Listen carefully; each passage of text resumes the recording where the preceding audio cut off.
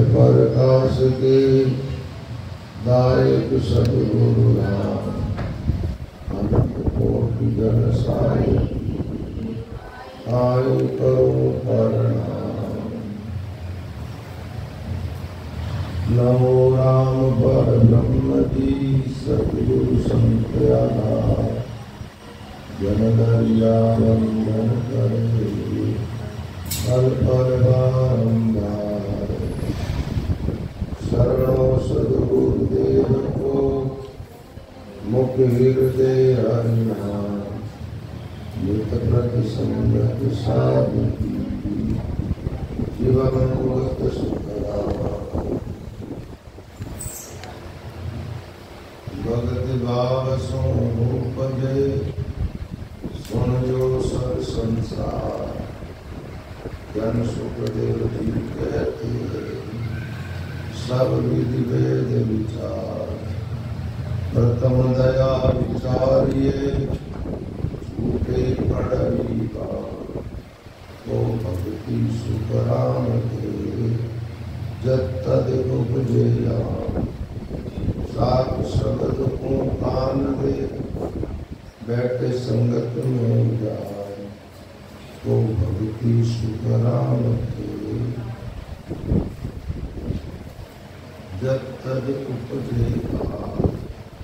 संतारी संगत करे ज्यों त्यों करके राम, तो उपजे सुख राम के भक्ति वेद बकाम राम।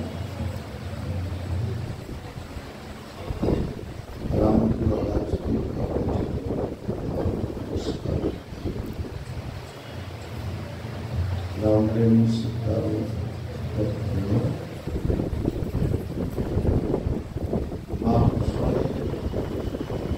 अपनी वाणी में अनेक प्रकार की बातें आत्मकल्याण की गई है। उनमें से हम अंश मात्र में भी ग्रहण कर लेते हैं तो शायद संसार सागर से पार हो जाए। बहुत तरह की बातें आती है। जब उन्होंने अपने साधना गुरुओं को बताई, वो बात भी पूरी बताई कि इस ढंग से श्वासोश्वास भजन करते हुए आप अंतर्मुख हो जाओ, अपने आप का है। और चेतावनी की बातें बताई, और भी जो भक्ति संबंधित बातें, जो बात कही है उन्होंने उस बात को अच्छी तरह से बताने का प्रयास किया। यहाँ आज के प्रसंग के अंदर जीवात्मा को भक्ति की प्राप्ति कैसे होती है वो बात है। ये साधारण बात नहीं है, देखने में तो अपने को ऐसा ही लगता है साधारण सा क्या है, लेकिन जिस जीवन में एक बार भगवान की भक्ति आ जाती है वो जीव फिर भगवान से मिलता ही है। अब एक बात तो ये हो जाती भगवान से मिलता क्या, जीव तो भगवान से मिला है, अलग नहीं होते हुए भी अलग है, यही तो बात है। कैसे है, आप आत्मरूप होते हुए भी देह रूप है क्या? सब जीव अपने स्वरूप में आत्मस्वरूप है, देह स्वरूप है ही नहीं कोई। अगर कोई चीज हम धारण करते वो कभी हम नहीं हो सकते, वो आप कैसे हो सकते हो? आपने अपने शरीर पर जो वस्त्र धारण किए वो वस्त्र आप कैसे हो सकते हो? उसके बावजूद सारी दुनिया शरीर में जी रही, सब के सब अपने को शरीर मान करके बैठे हैं।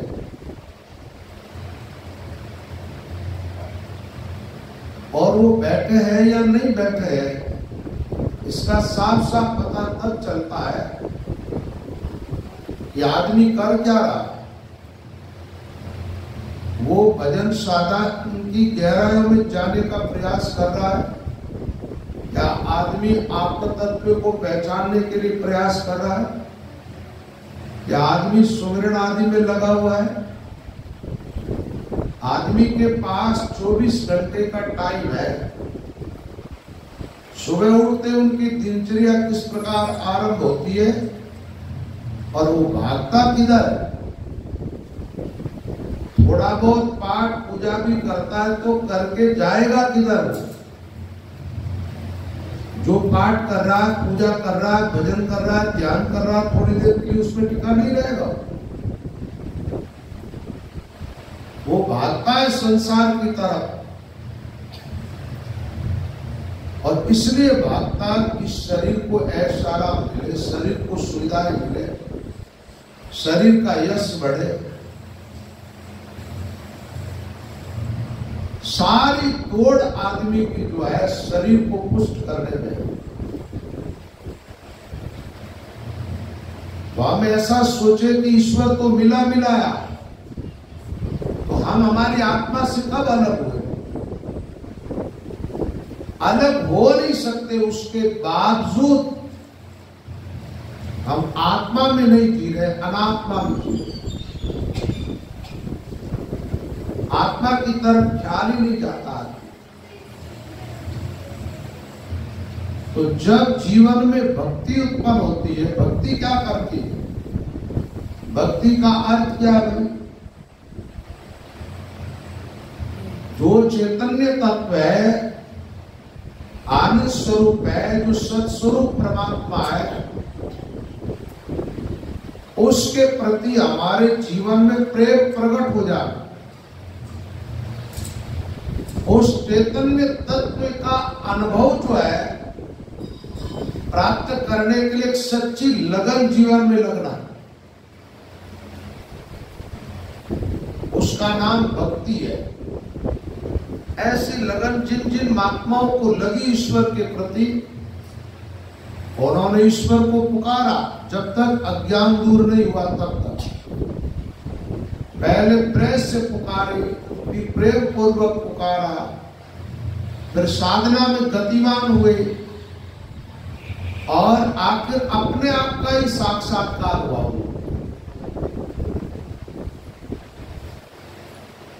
तो अपने आप यानी आत्मा में परमात्मा है। परमात्मा दूर नहीं है, ईश्वर दूर नहीं है।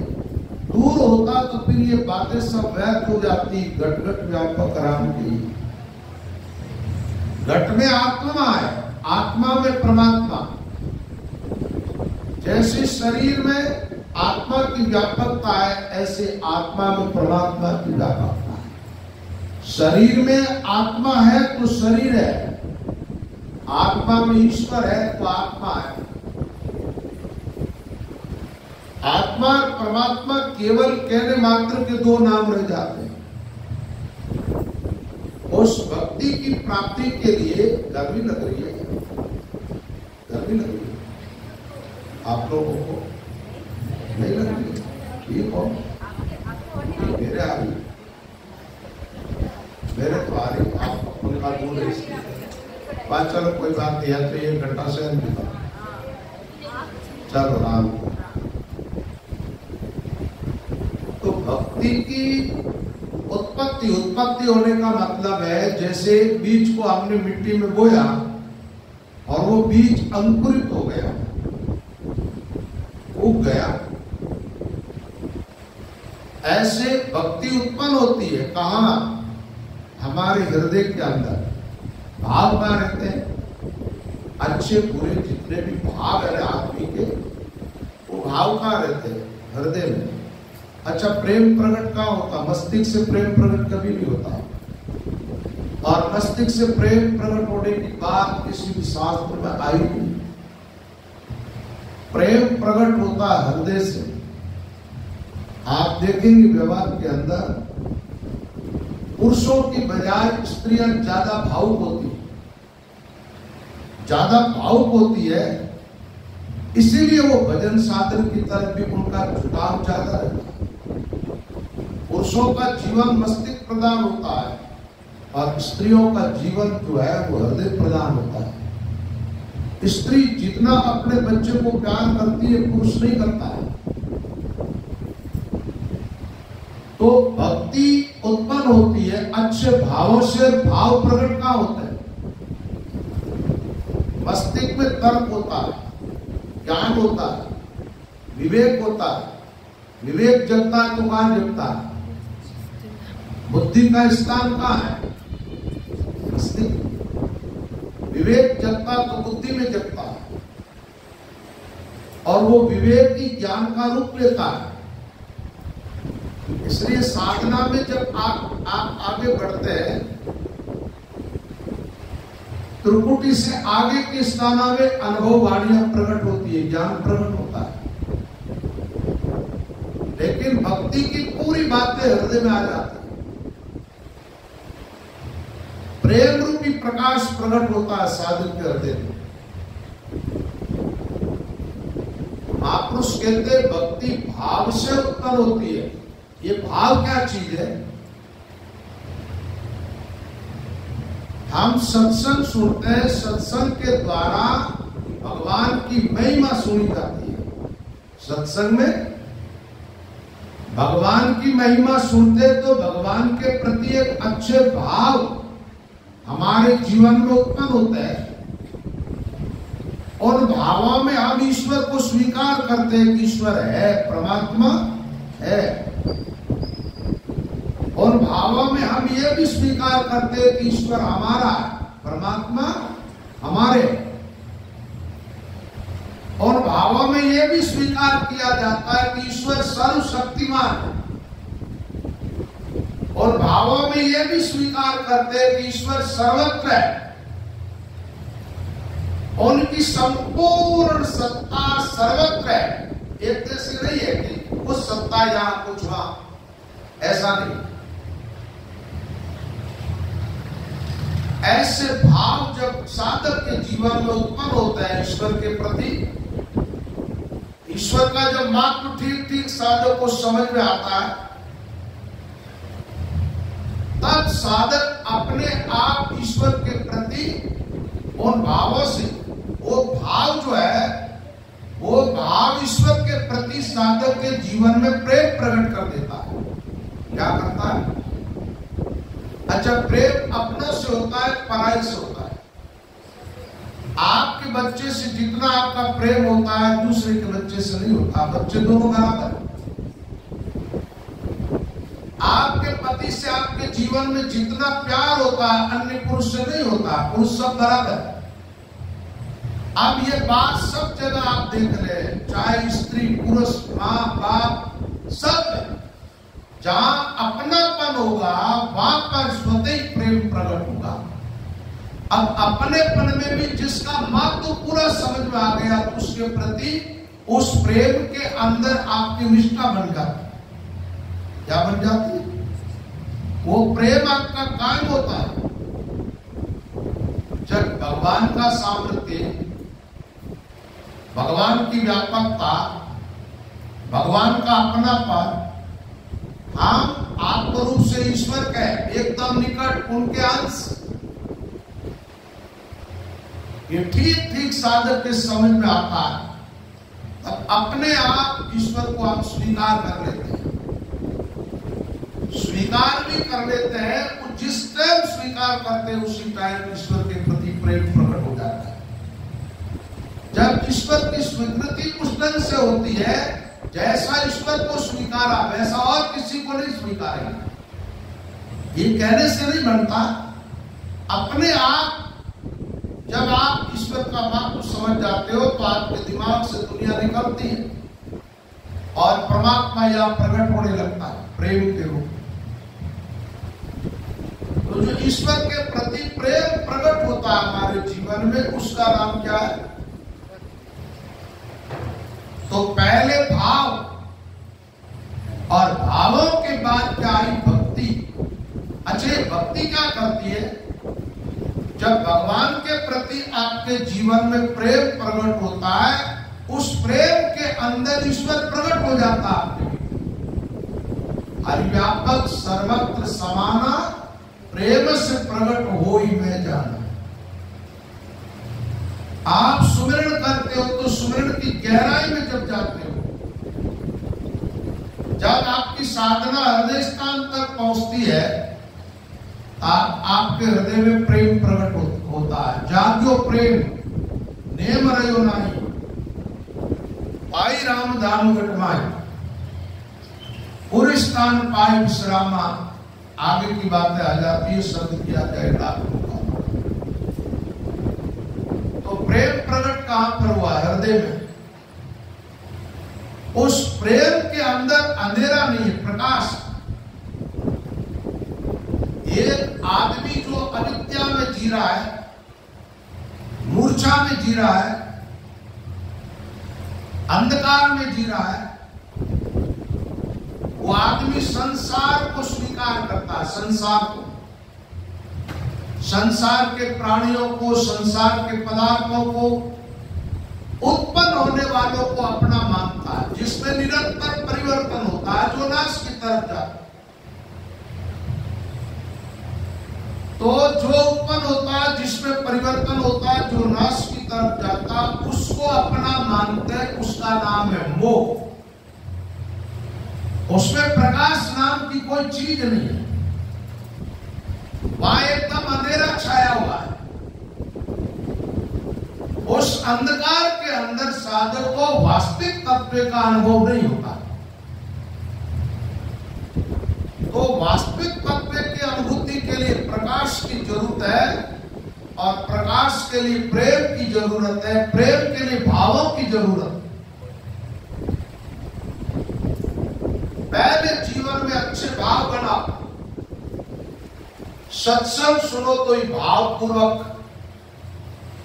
जो भावक होता है साधक, जितना ज्यादा भावुक होगा उतना जल्दी वो ईश्वर के निकट होगा। उनको उतनी जल्दी ईश्वर तत्व की अनुभूति होगी। अनुभूति कहीं बाहर नहीं हो, दूर नहीं हो, जहां आप हो यही हो। लेकिन भावों की जरूरत है। भाव प्रेम प्रकट करेगा तो भक्ति उत्पन्न होना साधक के जीवन में, और भक्ति नहीं है तब तक जीवन एकदम रूखा है। संतों ने बता दिया, भक्ति भाव सु उपजे।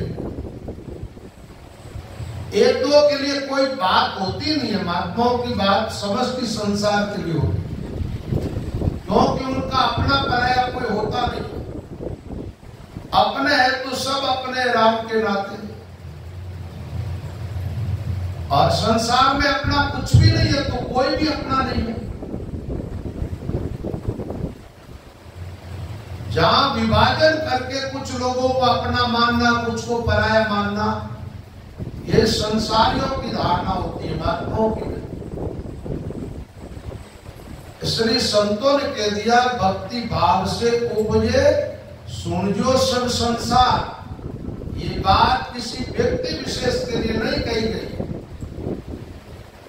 इस संसार के अंदर जिस किसी को मानव जीवन मिला, जो मानव के अलावा तो बात सुनने का अधिकारी दूसरा है नहीं। बात तो जैसे अपन बोलते, आवाज लगाते तो दाव, डंडा, कुत्ता, मिन्नी वो भी सुनते हैं, सुनते तो है, लेकिन जो आवाज लगाई जा रही है उस आवाज के पीछे भाव क्या है, उन भावों को जानवर नहीं समझते। उन भावों को समझने की क्षमता केवल और केवल मनुष्य है। तो इस संसार के अंदर जिन जिन आत्माओं को मानव शरीर मिला है, उनको चाहिए कि महात्माओं की बात को सुने और सुनकर के इस बात का आदर करें, क्योंकि बिना भक्ति भाव का नाश नहीं होगा। भाव कह दो, भय कह दो, भाव है चाहे भय। जहां आप उत्पन्न होकर के मरोगे, वहां भय उत्पन्न होते हो, उस दिन से लेकर मृत्यु को प्राप्त होते हो, तब तक भय पीछा छोड़ता ही नहीं। न भय पीछा छोड़ता है, न काल पीछा छोड़ता है, न मौत पीछा छोड़ती है। तो तो अब से छुटकारा पानी चाहते हो तो उसके लिए भक्ति बहुत जरूरी है। भक्ति का मतलब आप किसी नाम से चिल्लाओ, इसका नाम नहीं है। नाम के साथ प्रेम नहीं जुड़ता है तो नाम सुमिरन करना भी आपका व्यर्थ होता है। आप इस बात को ऐसे समझ सकते हैं, आपके पास में बीज है, सूखी धरती के अंदर आप जाकर के बीज को डालते हो, उस धरती को पानी नहीं मिलेगा तो उस बीज का डालना व्यर्थ होगा। वो बीज अंकुरित नहीं हो सकता। बीज को अंकुरित होने के लिए धरती का होना जितना जरूरी है उतना ही पानी का होना जरूरी है। पानी और पृथ्वी दोनों मिलेंगे जब वो बीज अंकुरित होगा। ऐसे ही नाम और नाम के साथ प्रेम जुड़ेगा। प्रेम पानी है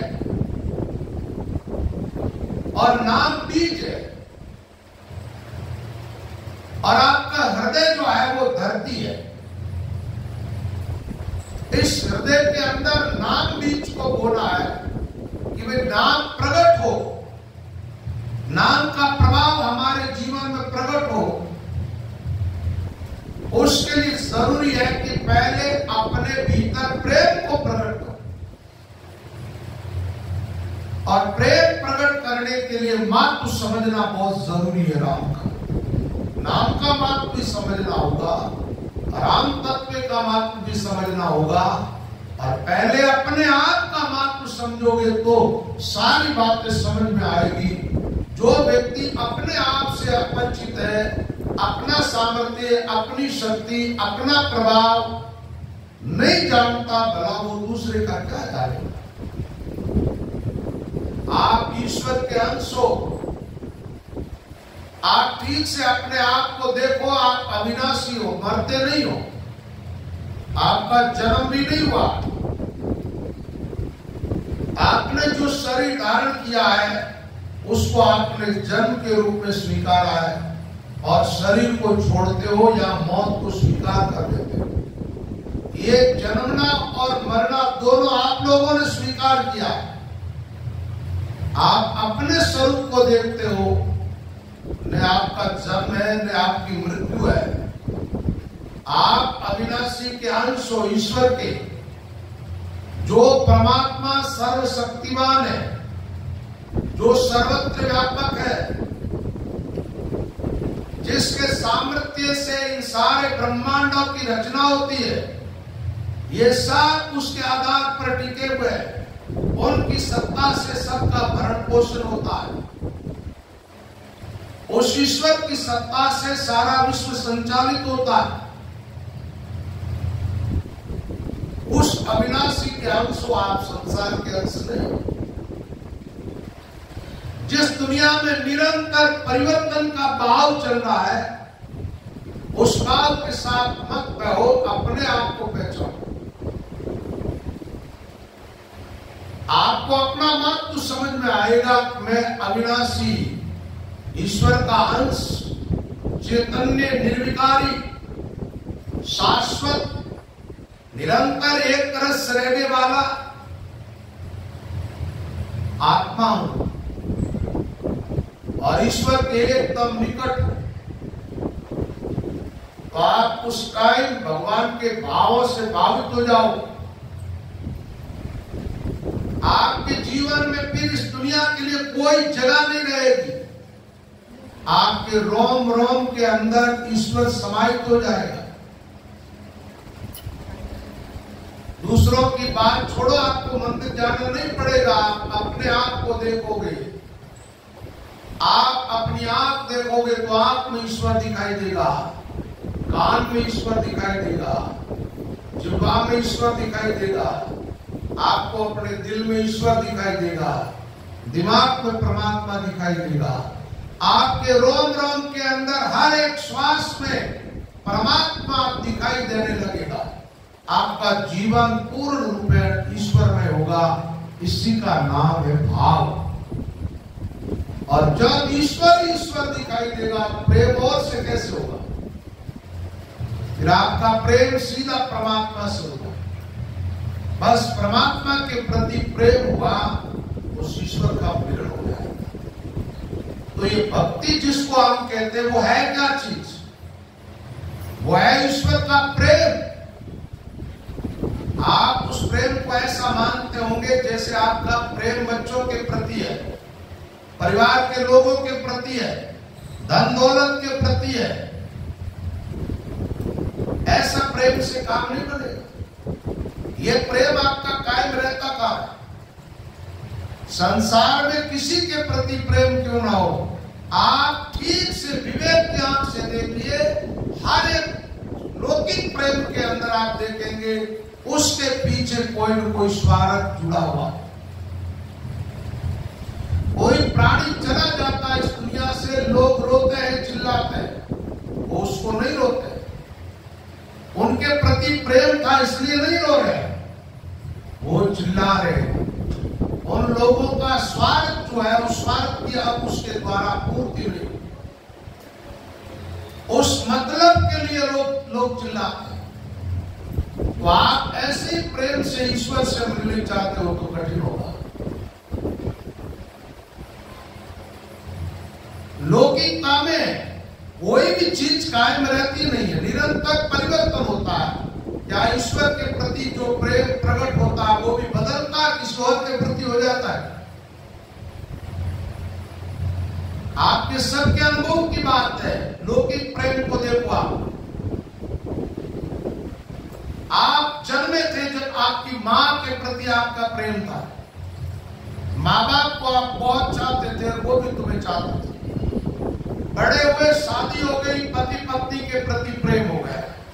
बच्चे होने पर वो प्रेम पति के प्रति न रह करके बच्चों के प्रति बढ़ता जा रहा है। और बच्चे बड़े होकर के अलग हो गए, उनके प्रति भी वो बालकली अवस्था में प्रेम था, वो नहीं था। आप अपने आप को देख सकते हो, ये घटनाएं सब हर एक के जीवन में घटित हो रही है। अपने आप को देखोगे तो ये सब बातें आपको साफ साफ समझ में आने लगी। भगवान के प्रति प्रेम जो होता है वो एक रस रहता है, उसमें परिवर्तन नहीं होता, क्योंकि ईश्वर में खुद में परिवर्तन नहीं है ना। आत्मा का ईश्वर के अलावा किसी से संबंध ही नहीं है। जब हम ईश्वर के अलावा किसी को स्वीकार ही नहीं करते और किसी के प्रति प्रेम कैसे हो जाए? तो भगवान के प्रति जो प्रेम प्रकट होता है वो एक रस रहता, उसमें वृद्धि तो होती है, घटता नहीं है।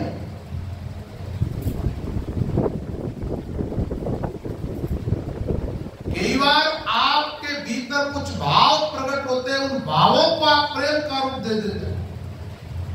भाव एक रस नहीं रहता, भाव बदलते रहते। इसलिए आप देखो, कई बार सत्संग सुनते हो, वैराग्य होता है, भजन करने लगते हो, पूरी लगन के साथ रोते भी हो, चिल्लाते भी हो, और कुछ समय के बाद में कोई उत्सव होता है, वहां नाचते भी हो, कूदते भी हो, खुशियां भी मनाते हो। और उन खुशियों में इतना पागलपन आ जाता आपके जीवन में कि आप भगवान को भूल जाते हो। कई बार आपका नेम छूट जाता है, भजन छूट जाता है। ये प्रेम के लक्षण है क्या? जब तक छूट रहा है तब तक समझ लो कि अभी तक हमने ईश्वर को सही अर्थों में स्वीकार नहीं किया। जैसा स्वीकार करना चाहिए वैसा नहीं हुआ। अभी भक्ति पूर्ण रूप में आई नहीं है जीवन। भक्ति का एक ही काम है जिसके जीवन में प्रकट हो जाती है।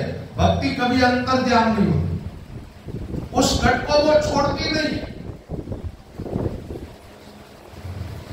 और भक्ति का सीधा काम है कि वो भगवान से आत्मा को मिलाती। अब इस बात को थोड़ा और समझ लें। अब मेरे को पता नहीं चलता आप लोगों को समझ में आ रही है कि नहीं आ रही। नहीं आ रही है तो थोड़ा ऊपर से पढ़ लेते हैं। इस बात को और गहराई से आप समझेंगे। ये भक्ति, ये प्रेम है क्या? आपके हृदय की आराधनी जो शक्ति है आराधनी शक्ति, उसी का नाम है प्रेम। आराधनी शक्ति से अनुराग होता है, अनुराग से आराधना होती है, और आराधना से भक्ति में रस आने लगता है। प्रेम प्रकट कहां होता है? आंख में होता है, नाक में होता है, कान में होता है, मस्तिष्क में होता है, कहां होता है? प्रेम के प्रकट होने का स्थान है हृदय। आप देखो, एकदम हृदय से जब ईश्वर को पुकारते हो, आपके रोमांच होने लग जाता है, हृदय गदगद हो जाता है, आंखें गीली हो जाती है, और उस समय जो नाम को पुकारते हो, उस समय आपको एक नवीन आनंद की अनुभूति होती है। वो ऐसे ही नाम लेने में नहीं होती।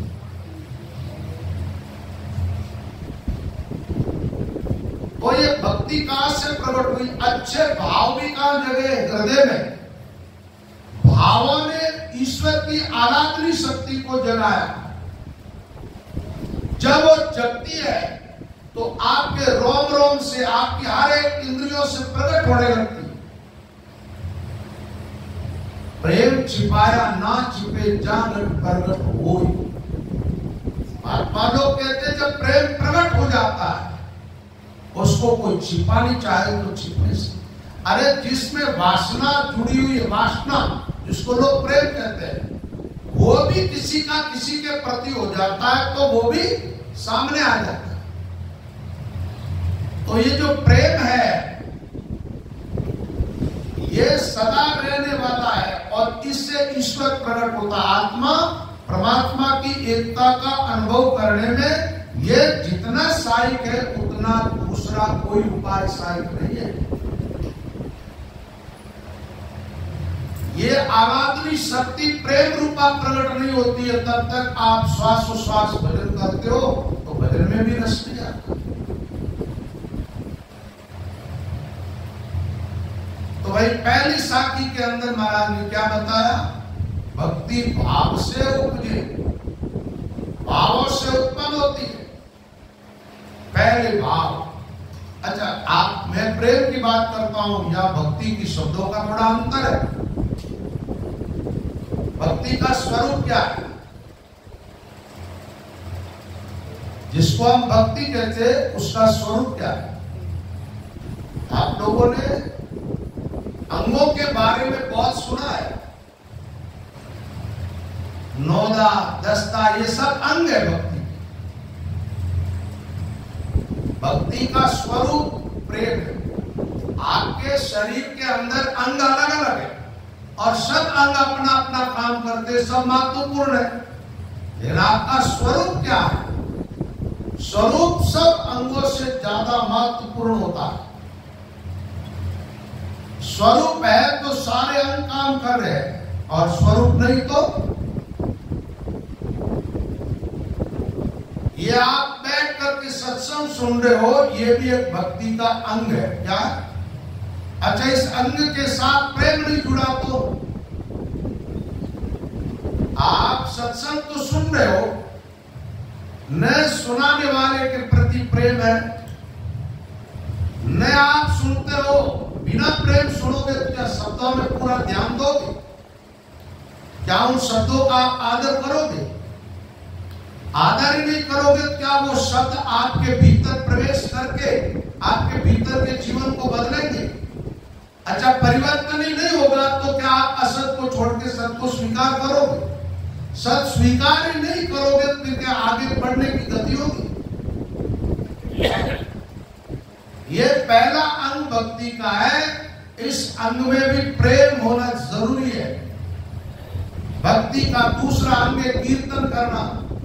बिना प्रेम का कीर्तन कैसा रहेगा? ये कामड़ जो जामा जगाते वैसा।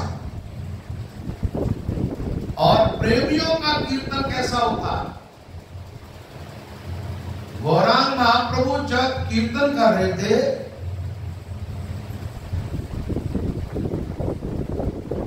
तो मिट्टी जो आती है ना, गारा, कुमार थे वो, तो मटकी आदि बनाने का काम करते थे। भगवान के प्रेमी भक्त होता ना, अपना कर्म नहीं छोड़ देते। जहां वर्णाश्रम के अनुसार जो कर्म मिला वो कर्म करते रहते।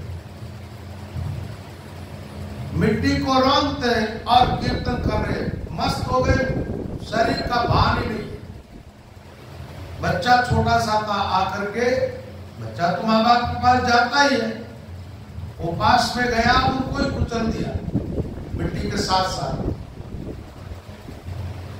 पूरी मिट्टी लाल लाल हो गई। किसी ने आकर के और उसका हाथ पकड़ा, अरे क्या कर रहे हो, बच्चे को कुचल डाला तुमने। उन्होंने कहा मुझे तो पता ही नहीं, मैं तो मिट्टी रौंद रहा था।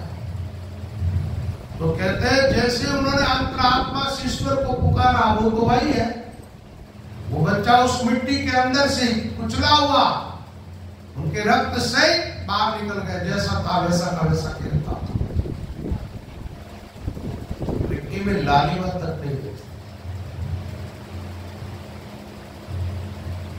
तो जब कीर्तन है तो उस कीर्तन में भी प्रेम होना जरूरी है। और सुमिरन में प्रेम बिना सुखराम के राम गाय, मां का मतलब तुम्हारा राम गाना व्यर्थ है बिना प्रेम, और प्रेम है तो सार्थक है। तो भाई हमारे जीवन में भक्ति उत्पन्न हो, उसके लिए करना क्या पड़ेगा? अपने भावों को सुधारना होगा, भावों को ठीक करना होगा। जिन महापुरुषों के मुख से आप सत्संग सुनते हैं, उनके प्रति भी अपने जीवन में भाव अच्छे होने चाहिए। संतों के प्रति, सद्गुरुओं के प्रति, सदग्रंथों के प्रति भाव जितने बढ़िया होंगे, उतना ही ज्यादा साधक को लाभ होगा, जल्दी होगा। भक्ति भाव सो ओम, सुन जो सब संसार। संसार में, संसार किसका नाम? जो सरकता रहता निरंतर। इस चला चली के खेल में महात्मा कहते हमारे विचारों को सुनो, और सुन करके आप ठीक से इस पर मनन करो, बड़ा भारी लाभ होगा। जन सुखदेव जी कहते सब विधि भेद विचार। एक बात है, कोई भी एक बात तो बिना विचारे कोई आदमी कहते, और साकी शब्द उस बात की गहराई में जाकर के हाथ मरमत जो आया मन में फेंक दे, उनकी बात ठीक नहीं है। महात्मा लोग क्या करते हैं कि पहले शास्त्रों को देखते हैं, उन शास्त्रों का सारांश देखते हैं। जैसे वाणी, वाणी का सारांश क्या है? वाणी जी के अंदर आत्मिक चीज है भगवान का नाम, भगवान की महिमा। उसको अलग अलग तरीके से महात्माओं ने की है, और उसका अनुभव साधक को कैसे हो, साफ साफ उसके लिए अंतर साधना बताए। लेकिन सार तत्व तो इसके अंदर राम जी है। महात्मा कहते मैं जो बात कह रहा हूं अच्छी तरह विचार करके कह रहा हूं। जैसे वो भजन आप लोग बोलते हो ना, आनंद लोग तोरे बांधा पे हंस जासी, उसकी एक पंक्ति है, लाख बात की एक बात। बातें बहुत सारी है, लाखों बातों में जो सारांश है उसको निकाल करके एक बात में मैं तुम्हें सुना रहा हूं, जिसको तुम सुन करके और स्वीकार कर लो, तुम्हें लाभ। तो यहां महात्मा कहते सब विधि अच्छी तरह से विचार करके और फिर कह रहा। तो ठीक से महापुरुषों ने विचार करके कहा है, तो ये बात दमदार है। दमदार है तो फिर इसको स्वीकार करना, क्या करना है? अपने भीतर ईश्वर के प्रति अच्छे भाव बनाओ, और पहले के जो भाव है ना, उनमें थोड़ा परिवर्तन करना पड़ेगा, चेंज करना पड़ेगा। आप संसार के भावों से भावित रहोगे तो फिर ईश्वर के भाव आप में प्रकट कैसे होंगे? मान लो एक बर्तन है आपके अंदर, उसके अंदर आप लोगों ने कंकर भर के पूरे। अब कोई कहता देख मेरे पास हीरे हैं और मैं तुझे देना नहीं चाहता, तुम अपने बर्तन को मेरे सामने रखो, मैं हीरों से भर देता हूं। हीरे देने वाले ने हीरे डाले, लेकिन बर्तन पहले से पूरा भरा हुआ था, वो हीरे पूरे बाहर निकल गए। उन्होंने कहा जो तुम्हारे अंदर होगा वो तुम्हारा, बाहर होगा उस पर तुम्हारा अधिकार। तो कंकर से भरे हुए बर्तन को पहले वो खाली कर देता, खाली करके और फिर उस बर्तन को आगे रखता, तो शायद वो माला माल हो जाता। ऐसे जो लोग संसार के भावों से ज्यादा भावुक है, ऐसे लोग सत्संग में आके बैठते भी है, लेकिन पूरा लाभ नहीं उठा सकते। वह तो नहीं जाती है सत्संग, कुछ न कुछ अंश में लाभ तो उसको होता ही है, लेकिन तत्काल जो लाभ होना चाहिए, आत्मानुभूति परमात्मानुभूति वाला, प्रेम प्रकट होने वाला, वो नहीं होता है। कचरे को निकालोगे बाद तो सार तत्व है वो आपके पात्र में आएगा। एक बार क्या हुआ, एक सेठ था, उसने एक महात्माओं की जमात को निमंत्रण दिया भोजन के। बड़ी जमात थी, करीब 400-500 साधु थे, और जमात का मुखिया भी था। भोजन में उन्होंने खीर और मालपुए की रसोई बनाई, सब महात्माओं को जिमाया बड़ी भावना के साथ। तो जब जीमने के लिए सब जब बैठे थे ना,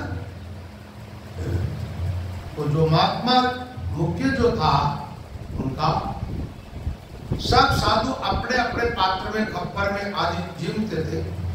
उसने अपने खप्पर में गोबर भर दिया। वो जिमाने वाले की मानसिकता को जानते थे। गोबर भर के पुरस्कारी करने के लिए आया तो बोले महाराज आप किसमें जिमोगे? बोले मैं इस खप्पर में जिमूंगा। अरे ये खप्पर तो बहुत गंदा, आपके खप्पर में तो गोबर भरा हुआ। बोले डाल के आ जाओ, साफ करके लिया। गोबर को फेंक दिया, बर्तन साफ कर दिया, फिर उसमें भोजन परोस दिया, जिम लिया। जिमने के बाद सेठ ने आकर के प्रणाम की, नमस्कार किया और कहा महाराज मुझे आशीर्वाद दो। उनके मन में जो कामना थी उसके लिए। तो महात्मा जी ने पूछा भाई देख, तेरे इस खीर पालकों का महत्व ज्यादा है मेरे आशीर्वाद का। बोले महाराज खीर मालकों का तो क्या महत्व है, ये तो हम कल और बना लेंगे। इतनी वस्तुएं तो हमारे पास है, इतना तो मैं सामर्थ्यवान हूं, आज बना तो कल भी बन जाएगा। आपका आशीर्वाद जो है वो तो अमोघ है, उसकी महिमा ज्यादा है। बोले देख मेरे खप्पर में जब गोबर था तो तूने खीर नहीं डाली, भोजन नहीं परोसा। अब तेरा जो दिमाग है ये खोपड़ा, ये एकदम थोड़ा, इनके अंदर जो गोबर भरा है संसार का कचरा, इसको हटा दे बाद, तब तो मेरा आशीर्वाद फलित होगा और तुझे आत्म साक्षात्कार परमात्मा तत्व की अनुभूति होगी। ये कामना भी तो अपने आप में कचरा ही है, उसी के कारण तुम आशीर्वाद मांग रहे हो, आत्म कल्याण के लिए नहीं, परमात्मा प्राप्ति के लिए नहीं, भगवत आराधना के लिए नहीं मांग रहे। तो पहले से जो साधक अंदर है, जिन भावों से भावुक, उनको बाहर करना। ईश्वर के भावों से भावित हो जाओगे, भगवान ने क्या कहा है गीता जी, यम यम वापि स्मरण भावम त्यजत कंते कलेवरम तम तमेवेति कौन्तेय सदा तद भाव भाविता। जो व्यक्ति जिन जिन भावों से भावित रहता है, शरीर छोड़ करके उन भावों के अनुसार ही उनकी गति होती है, उन्हीं भावों को प्राप्त होता है। और जो भगवान के भावों से भावित है वो उस जीवात्मा को भगवत प्राप्ति होगी। तो हमें किन भावों में जीना? ईश्वर के भावों में।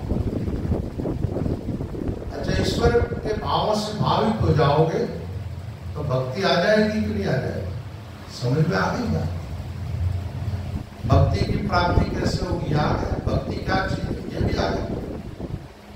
अब दूसरी साखी के अंदर का भावों के साथ बढ़िया भाव होंगे आपके, तो आप अहिंसक रहेंगे या हिंसक रहेंगे? ये बताओ। भाव ठीक है आपके, आपका जीवन एकदम पवित्र है, ईश्वर के प्रति प्रेम है, भगवान के भावों से आप भावित है, आप किसी प्राणी की हिंसा कर सकते हैं? नहीं कर सकते। आपका जीवन दया से भर जाएगा, आप दयालु हो जाएगा।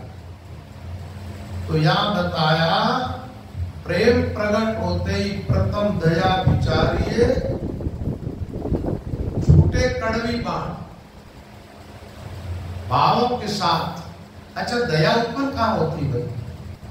एक कोई दूसरा जीव दुखी है, दया दुर्बल की लीजिए, साधु जन की सेव, साध नहीं दुर्बल नहीं तो सेव कहां फल दे? पाणी जी में ऐसा आया। आप जैसे दुखी दीन इनको देखते हो आप द्रवित हो जाते हो, एकदम आपके जीवन में दया आती है, आप उस दुखी प्राणी के दुख को मिटाने की कोशिश करते हो। कई बार आप देखते हो किसी को तड़पते हुए, आपकी आंखों में आंसू भर जाते हैं। किसी क्रूर व्यक्ति को भी ऐसा होता है, हिंसा करने वाले मांसाहारी आदि, उनको ऐसा होता है? नहीं होता।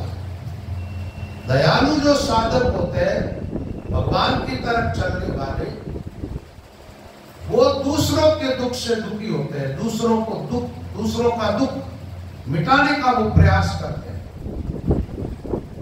क्योंकि उनके भीतर से कड़वास निकल गया, उनका जीवन एकदम मीठा हो गया और वो मिठास और को दे रहा। जिन लोगों का जीवन भीतर से कड़वा है, वो जिसके पास होगा वही बांटे, वो कड़वास बांटता है, वो बोलता है तो कड़वास, देखता है तो कड़वास, कर्म करता है तो दूसरों को अखर जाए ऐसे कर्म करो तो ये क्या है? दूसरों के सामने हेकड़ी रख करके जाते हुए क्या है? अपने से छोटों को नीचे दिखाने के लिए आप एक बड़े बन करके जा रहे हो, ये क्या है? कड़वास। कड़वास निकले भीतर से बाहर, विस्मार हो, आपका जीवन एकदम अमृतमय हो। जिनका जीवन मिठासमय है उसी का जीवन शांतिमय है। मिठास का दूसरा नाम है शांति। भीतर से शांत है, वो दूसरों को शांति प्रदान करता है। तो यहां दया की बात आई।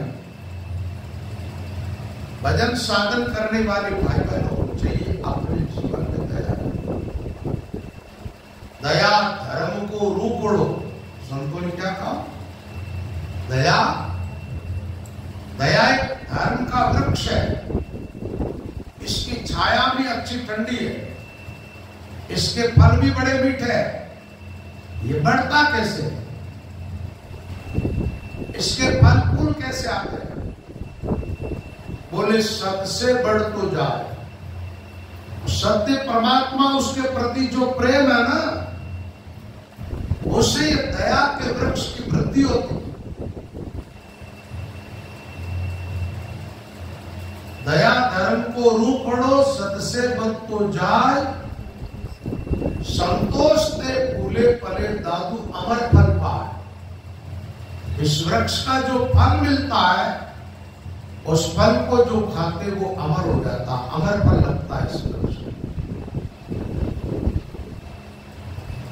इसके फूल और फल कब आते हैं? जब आपके जीवन में संतोष होता है। तृष्णामय जीवन में आप पूरे दयालु नहीं हो सकते। आप किसी न किसी को तकलीफ जरूर पहुंचाओ। भीतर की असंतुष्टि जो है वो बात और लोगों को असंतुष्ट करती है। आपके व्यवहार से कोई संतुष्ट नहीं हो, क्योंकि आप स्वयं भीतर से असंतुष्ट हैं। और पूर्ण संतुष्टि जीवन में कब आएगी?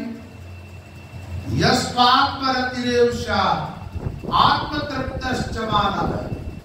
जब आप आत्मरत हो जाओगे। आत्मरत होने का क्या अर्थ है? आपको आपकी आत्मा का साक्षात्कार होगा। परमात्मा के आप निकट होंगे एकदम, क्योंकि ईश्वर का प्रेम प्रकट हुआ। आप ईश्वर के भावों से भावित है। आप बहुत बड़े दयामय, आपका जीवन है, दयालु है। उस समय आप अपनी आत्मा के निकट होते हैं। कहां होते हैं? परमात्मा के एकदम निकट होते हैं।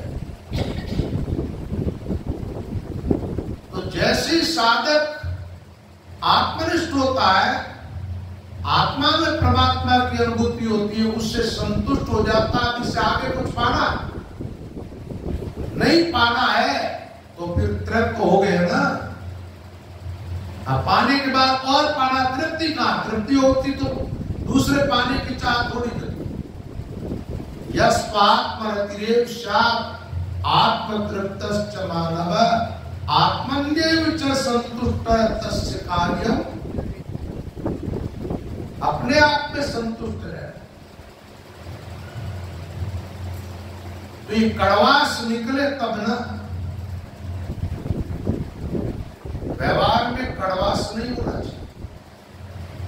आप जहां कहीं भी हो, आपके जीवन में हिंसा का नहीं, दया का स्थान होना चाहिए। अपने भावों में दया की स्थापना करो। अपने भावों में प्रेम की स्थापना करो। कड़वापन अपने आप में रहेगा नहीं, वो दोनों एक जगह रह नहीं सकते। अच्छा, भूख और तृप्ति एक जगह रहती है? एक जगह नहीं रहती। जब भूख थी तब तृप्ति नहीं, और तृप्ति है तो भूख नहीं है। सूर्य और चंद्रमा एक जगह रह सकता है। विश्व और अमृत, कोई चीज एक जगह नहीं। तो प्रथम दया विचारिए झूठे कड़वी बाण, तो भक्ति सुखराम के जद्दत मुक्ति कांड। महापुरुष कहते हैं आज नहीं तो कल। जद्दत का मतलब, ये जद्दत जो शब्द लगता है ना, ये भी आज नहीं तो कल के विषय लगता है।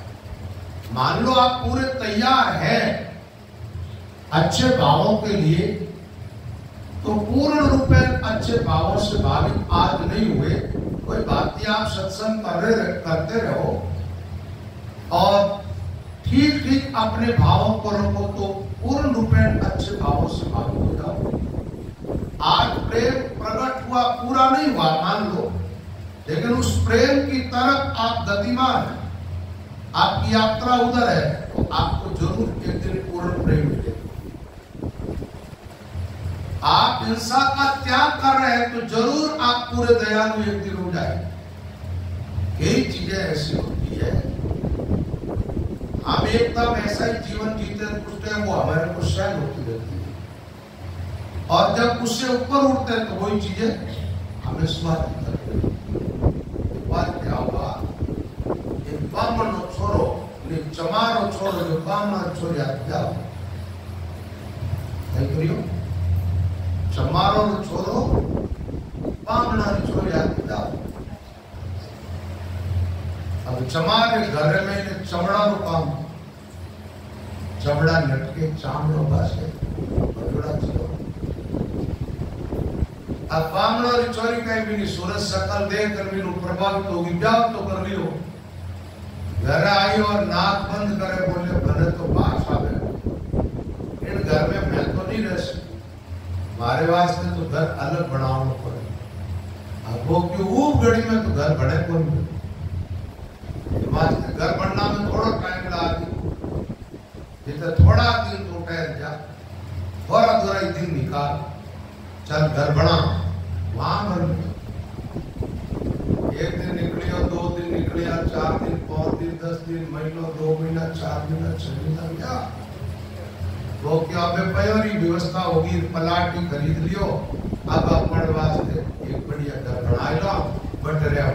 बाकी नहीं अब घर बनाने की जरूरत को नहीं, मैं तुम्हारे घर में आई जो तुम्हारे गरीबा से लेकिन आ गई पे, ठीक है, घर बाहर काट दो, बाबाश घरों बाहर कोनी निकली बाको हिटवाने हो, उन्हें नाकरी ऊपर बढ़ गया पे, वे भी न पास आविज कोनी। जीव जड़ो जीवन जीवन में रहती होगा। जब आप दयामय हो जाएंगे, आपसे हिंसा शायद नहीं, हिंसा कोई और करेगा ना, तो आपको अच्छा नहीं लगेगा और आप तो कर ही नहीं सकते। लेकिन आपकी नाक पर मच्छर बैठता तो चट मार देते हो, राम राम भी करते हो। ये क्या है? आपको उस समय उस मच्छर में आत्मा नहीं दिखाई देती। ये भी कोई जीव है, जीना चाहता है। आजकल वो बेड वगैरह क्या लाते हैं, उसे चट चट मारते रहते हैं। आपका शरीर उनकी बजाय बड़ा है, लेकिन आपसे बड़े भी बहुत हैं इस ब्रह्मांड के, जिनकी नजर में आप भी मच्छर जैसे। आपको कोई आपकी पेरने से पूछने तो आपको तो बड़ा आनंद आएगा, ठीक है, दबा अच्छी तरह होगा ना, कैसा लगेगा? नैनो जीव दया कर देखो, दयालु हो तो छोटे मोटे जीवों को सबको बचाने का प्रयास करो। झाड़ू निकालना, सामने पीढ़ियों का झुंड है, धीरे से निकाल कर जिससे वो मरे नहीं, आपके घर से भी बाहर चले। ऐसा प्रयास साधक को करना चाहिए। साधक में जितनी दया होगी उतना परमात्मा के निकट होगा। आप लोगों ने ये कथाएं सुनी होगी, वर्तमान सुनते हो। नामदेव को दया आई थी, इसे कहते आंकड़े की लकड़ी पर कुआड़ी चढ़ाई, उसमें से दूध निकला, उसने दूसरी कुआड़ी अपने पैर पे चलाई, जोरदार दर्द हुआ, खतरनाक, और खून निकला। नामदेव ने कहा मुझे जितनी तकलीफ किसको भी हो रही है, लेकिन अब ये बोल नहीं सकता। तो साफा बांधता था, पगड़ी फाड़ करके अपने पैर के भी पट्टी बांधी, पहले आंकड़ा की बांधी, ठीक है, फिर अपने पैर की पट्टी बांध कर आ गया। ऐसे काम मैं तो लकड़ियां नहीं ला सकता है, अब अपने घर बनाने ही नहीं, ऐसे गई। पहले ऐसे कोई आरसीसी के मकान तो बढ़ते नहीं, अच्छे मकान बढ़ते, आदमी को बना नहीं। मेरे एक रायपुर में भगत था, माड़ी भगत, बहुत निष्ठावान था, हमारे बुढ़ा बुढ़ा चेले खड़ा किए। वो डोकरों के तो राम जी जीवन में 20 घर बनाए, मतलब ठाकुर साहब का बेरा करते थे, धीमड़ा, ठीक है, बरसात। तो उस धीमड़े पर जब रहना है, कुएं पर भाई खेती करनी है, तो वहां घर बना करके रहते, 2 साल 4 साल रहते, और ठाकुर साहब वो बेरो छुड़ा करते, वहां जाते फिर घर बनाते। तो उनमें ऐसी युक्ति थी, उस बाबा ने मेरे रहने के लिए पहले उसने किया पड़ेगी। तो लोग अपना घर हाथों बनाते थे, इतने पैसे भी थे नहीं, संसाधन थे। तो नामदेव जी ने घर अपना कह दिया, अपन तो ऐसे रह जाए, लेकिन ये काम नहीं करो। महाराज बताओ, भगवान ने उसका घर बनाया, बताया बड़ी आलिशान मकान बना करके दे दी। अच्छा इसलिए, अच्छा दया नहीं आती तो ऐसा होता है। दया के निकट है परमात्मा एकदम। कबीर साहब ने एक साधु के फटे हुए कपड़े देखे, धान बेचने के लिए गए थे, कपड़े कपड़ा बनाते बेचते, अपना गुजारा चला। साधु से कहा महाराज आपकी चद्दर फट गई है, सर्दी आ रही है, आप ये काम करो, ये आधा खान आप ले लो, आधे से मेरा काम चल जाएगा, आधे से आपके चोला बन जाएगा। महात्मा जी ने देख करके कहा भाई देख कबीर, देवे तो पूरा दे दे, नहीं तो पूरा ही करे रहने, तो आधे से नहीं तो मेरा काम बनेगा न तेरा। साहब तो दयालु थे, पूरा ही है, अब पूरा महाराज ने ले लिया। कबीर साहब ने सोचा घर वाले तो बाट देख रहे, बीचे बिके धान पैसा आवे, रोटियां बड़े खाओ, गरीबी थी। अब घर जाकर के क्या करेंगे, खाली आप वो गंगा किनारे जाके बैठ गए भजन करने। भगवान ने एक बात दिया, करो पड़ा है, इसका रूप पड़ा है बेचारे का। और पहले रेलगाड़ियां नहीं, ट्रका नहीं, ये साधन था नहीं, तो बेचारे लोग सामान को इधर उधर पहुंचाते। बिरजारा बाड़द लेकर के आया, उसमें सब तरह की सामग्री आदमी के जीवन में काम आने वाली। उसमें कपड़े भी है, रुपये पैसे भी है, अनाज भी है, और ये ड्राई फ्रूट वगैरह शायद है ही बेला, गुड़, शक्कर, घी, तेल, सब जो सामग्री भोजन में काम आती है उसे लेकर के आए। और कबीर की माँ को कहा ये कबीर का सामान है, तो घर में रख लो। कि माँ ने कहा मेरे चोरे के पास इतने पैसे नहीं है, कहां से आए? बोलिए किसी ने, कबीर ने कोई अच्छा काम किया, इसने किसी सम्राट ने कबीर को इनाम में दिया। अब बालक घर में डाल गया, उसकी माँ के नहीं चाहिए नहीं चाहिए, लेकिन वो तो सब सामान कटे रख, और कोई था नहीं, बिरजारा भगवान थे, अंतर्ध्यान हो। अब कबीर तो बाहर बैठा है ना, वो घर नहीं आ सकता। एक साधु वेश बना करके गए और कहा यहाँ बैठ बैठ क्या कर रहे हो?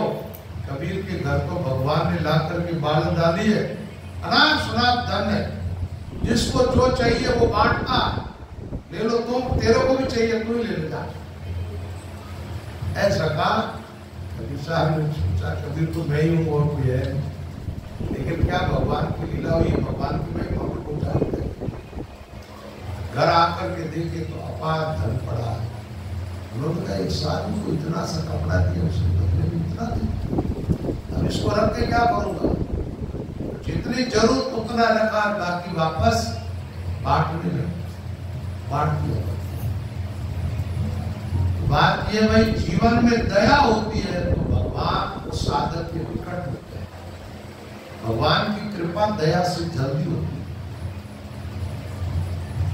तो दया, अच्छे भावों का विचार करके अपने जीवन में दया को स्थान देना चाहिए। कड़वास जो जीवन में है उसको छोड़ना चाहिए। लोगों की वाणी में भी कड़वास होता है। वाणी से कैसे बोलना? वाणी के तत्व के बारे में बताया भगवान। अनुद्वेग कर्म वाक्यम, अपन जो बोलते हैं उससे सामने वाले को उद्विग्न नहीं होना चाहिए, उनका दिल, उनका दिमाग, यानी उनके भीतर किसी प्रकार की तकलीफ नहीं होनी चाहिए, परेशानी नहीं होनी चाहिए, तनाव नहीं होना चाहिए। अनुद्वेग कर्म वाक्यम सत्यम प्रिय हितम चाहिए। सत्य बोलो, प्रिय बोलो, कड़वे ना बोलो। मीठा बोलिया मन बदे के कड़वा बोलिया। आपने घर कोई आवे खारा खारा बोलो, पाँच आए वो आके नहीं पकाओ हुए तो आप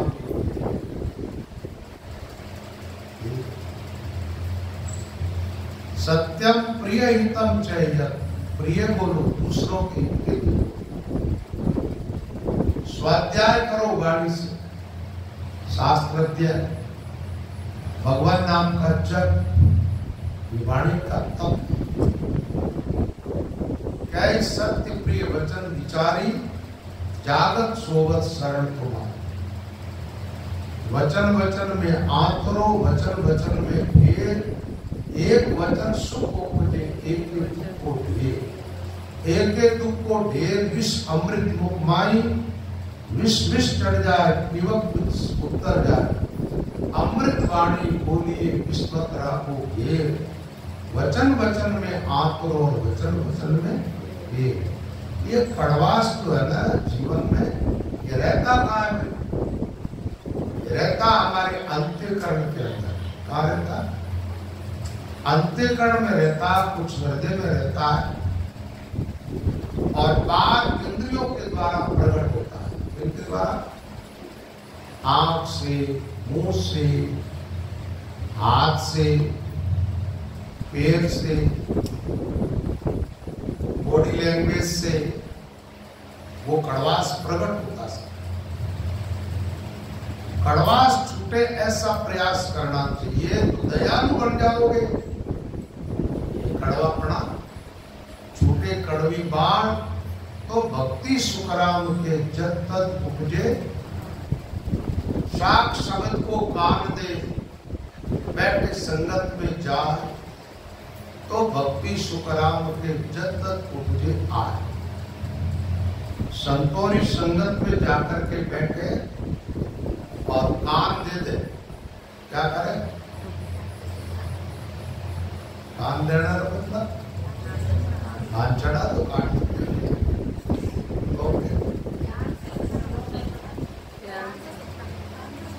सुमिरन करता राम को, श्रवण करता ज्ञान,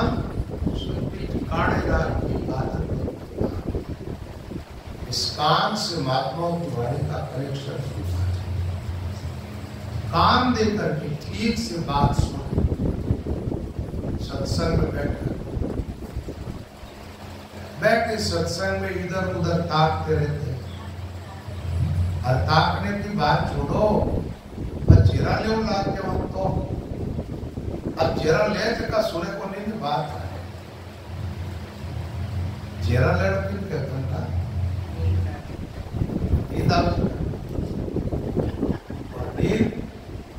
अच्छा एक बात को आप बताओ, मजे की बात, ये सत्संग में नींद क्यों आती है?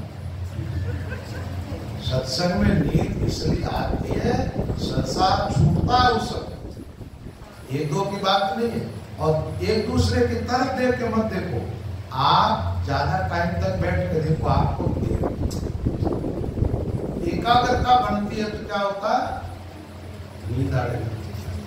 पर एक बात है, अपनी भोरी लगाना मत। आ भी जाए तो कहना ध्यान लगा हुआ है, क्या लगा हुआ है? ध्यान लगा हुआ है। अपनो रुतबो राखो, मजबूती पण रखनो मन में, दीप पण दर्शाओ। तो ये बात है कि ठीक से शब्दों की तरफ हमारा ध्यान रहना चाहिए।